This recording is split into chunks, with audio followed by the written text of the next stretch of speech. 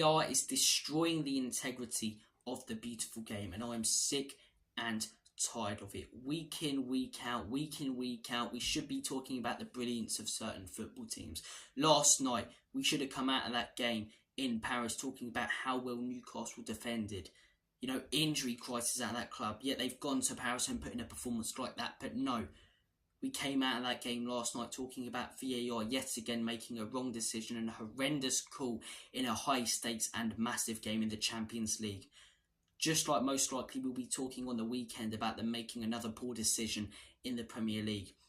And then next Wednesday we'll be talking about another poor one in the Champions League. And then the Saturday in the Prem we'll be talking about another poor one. And week in, week out we're talking about ridiculous decisions being made by the incompetent cabbages who are running this system that is ruining football. There are so many issues with it, I genuinely don't know where to begin. The first one I'll go with: the rules of the game and the handball rule. I don't think even the officials and the referees right now in football and in Europe, some of the highest qualified ones, understand the handball rule anymore. I've grown up and always see the handball rule as, if it touches your hand and it's intentional, then it's a handball. Yet now it can bounce off another part of your body, not be intentional at all, and it's given as a handball. But then sometimes that's not given as a handball, and there's no consistency with the handball rule anymore. So none of us understand the rules. Yes, it be the wrong rule to say if it bounces off a part of your body and hits your hand, then it's given as a penalty and a handball. But at least we know what the rules are right now, whereas we don't even know as fans what the rules are anymore. And last night, as I say, Newcastle have been completely and utterly shafted by a ridiculous decision which is related to a handball. And we don't understand what the rule is. The rule has always been with handball that if it hits your hand intentionally, then it's a handball. Yet sometimes now in the Premier League and the Champions League, if it's not intentional, it will be given as a pen. But other times, if it's not intentional, it will be given as a pen. It's ridiculous how many bad calls are made, you know, in the Champions League and in the Premier League and in these huge competitions with so much money involved. And as I say, Newcastle, absolutely brilliant performance last night. We deserve to be talking about how brilliant they were, but we're not.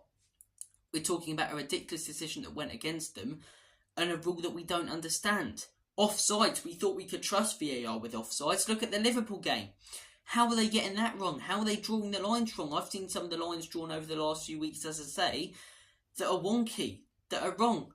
Where, you know, the FA and the PGMOL have sent out apologies to teams in the Premier League, and same in the Champions League. None of us understand what the rules of the game are anymore. It's so hard to judge as a fan and as a referee right now what a penalty is, what a red card is and what a handball is. Because the rules haven't been clarified, and I don't believe they have been clarified by the people higher up, because the people higher up don't want to clarify that that's the rule, and then if they get it wrong, there's even more controversy and even more apologies coming out. The second issue with VAR, this one's more Prem related than the Champions League, the communication system. We've all heard the voice recordings that came out of the Fulham Manchester City game and the voice recordings that came out of the Arsenal Newcastle ones and the voice recording that came out of the Liverpool Spurs one, and it sounds like an Xbox party full of 9-year-olds. They're all shouting over each other. Why is there not a proper communication process that's been put in place? The referee speaks to the fourth official communicates to one person at Stockley Park, they communicate with the other people in there, and the decision's sent back to the referee and the referee can choose. But it's not that, it's the referee, as I say, speaks to the people at Stockley Park, and they will shout over each other like bloody 9-year-olds in an Xbox party or a PlayStation party. Listen to that Liverpool versus Spurs recording with the Luis Diaz offside, where they're all going, it's onside, no it's offside, no it's onside, no it's offside. And then they let play run on and it's too late. And they realise they've made the wrong decision, but they carry on play because they don't want to stop it once it's already started again. It's ridiculous. It's absolutely ridiculous. It's outstanding how many crazy and stupid and wrong decisions this system makes. Because the people running it don't understand the rules, and the people running it are incompetent cabbages. You know, look at how rugby is run as a sport, and look at how they implement a very similar system to what the Premier League and the Champions League and football have with VAR. It runs like clockwork. because the referee has power. The referee communicates to the the officials, and the stadium can hear it. And that's another issue. The third issue: people in the ground don't know what the hell's going on. Sometimes offside decisions take about 3 minutes to make when they're clear and obvious, like the one between Spurs and Villa on Sunday. Watkins is clearly offside, yet it takes 3 minutes to make the decision. And that's because they've made so many wrong decisions. They're so careful now about drawing the lines. They don't want to make another wrong one. And you know what? That's fair enough. But let the crowd know what's going on, because all they see is a big bloody VAR thing in one of the screens in the top corners. And they're just left there waiting for 3-4 minutes, not knowing what's going on. At least we at home have the privilege of seeing these pathetic and wrong decisions, unlike the people at the ground. The fourth big issue, and it's related to the system. It's not directly the system, but it's why the system will stay in place and why it is. And that is because of football fans and the hypocrisy that I've seen. Fans and managers and fans, right? They're perfectly willing to call out a VAR decision when it goes against their team and say that there's an agenda and say it's a disgrace. Yet when it goes for their team and not against their team, they banter the opposition or they don't say anything. The amount of managers I've seen, Arteta's a perfect example. And I know Arsenal fans, if there are any watching this, might think I'm saying this purely because I've got a thing against Arsenal and I'm Spurs. I don't like Arsenal, but it's not that at all. It genuinely isn't that.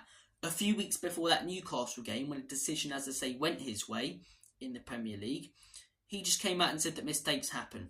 Okay, we'll keep that same energy then after the Newcastle game. But do you know what he did? He came out and he slammed VAR and called it a disgrace, which I agree with. But a few weeks before, you were saying mistakes happen, and the only reason he said that was so that he didn't discredit his own side performance. Managers need to call out these decisions when they go for their teams and not worry about discrediting their own side's performance, because it's for the betterment of the beautiful game. Yet no, they're only going to call it out, as I say, when it goes for their team or when it goes against their team, and adopt that siege mentality. And fans have done the same, right? I lost my head with a lot of Spurs fans after that Liverpool game, because a lot of Spurs fans are sort of going, who cares, Liverpool moaning. If that was us, we'd be going mental. So let's not be hypocrites here. I know that we've been hard done by decisions against Liverpool, but there is no agenda against anyone. And fans, Spurs fans seem to think there's an agenda against us. Arsenal fans seem to think there is an agenda against them. Liverpool fans, Chelsea fans, all these teams seem to think there's an agenda against them. There's no agenda against anyone. Just cabbages running this system, and the system's so incompetent and so wrong and poorly run that so many consistent bad decisions are made that it feels like there's an agenda, because every team's getting shafted by a wrong decision every 2 or 3 weeks. There's no agenda against anyone. Everyone's getting these poor decisions. It's hard to think of one club that haven't had a poor decision go against them, that haven't been robbed by VAR, or poor referees that are so scared now to make decisions because of this system. Every referee in the Premier League and in European football has lost all their power because of this system. A lot of people blame the refs, so I feel for them because they don't understand what the rules are, because it's not explained. It's ridiculous. Arteta is the perfect example. Says nothing when it goes for his team, and when it's not against him, yet when it's against him, absolutely loses it. Ange Postecoglou's a little bit different.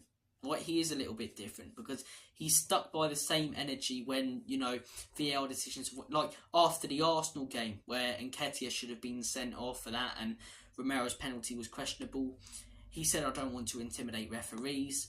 And then he also said after, the Chelsea game, when a few questionable decisions maybe went against us, that he didn't want to intimidate referees. So at least he stuck by his word. As much as I disagree with him on that, I hugely respect him, and big up Big Ange. But this is not a video about how good Big Ange has been doing. This is a video about VAR, and other managers are reluctant to say anything when it doesn't go against their team. And fans seem to think there's an agenda against them. Yet when it, goes, Arsenal fans were bantering us and bantering Newcastle last night. Why? I don't understand it. You're not rivals with them, and what? Because VAR made a bad decision a few weeks ago? And this is ridiculous, man. This is ridiculous. Like when we lost the first game, Liverpool fans, serves you right. You stole points from us. How is it our fault? How is it our fault that VAR made that ridiculous decision? How is it Newcastle's fault that VAR made that ridiculous decision? Fans are getting annoyed at clubs and wanting clubs to lose because VAR made a bad decision. Saying that club robbed them. Spurs robbed us. Arsenal robbed us. Newcastle robbed us. Chelsea robbed us. No club's robbing anyone. VAR are robbing you. The incompetent officiating is robbing you. The integrity of football is being destroyed. I'd much rather go to a League 1 or League 2 game. Proper football, terraces, good fans, not billionaire shit sitting on seats who don't give a monkey's toss about what's going on. And no VAR. No incompetent vegetables running this system. Yet we can't enjoy a great game of football in the best league in the world because of these ridiculous decisions. Same in the Champions League. A great game of football last night. Ruined by an absolute pile of pygmy hippo shit decision. And yes, my head is gone. My head is absolutely gone. Because I'm talking about something I'm passionate about and it's done my head in.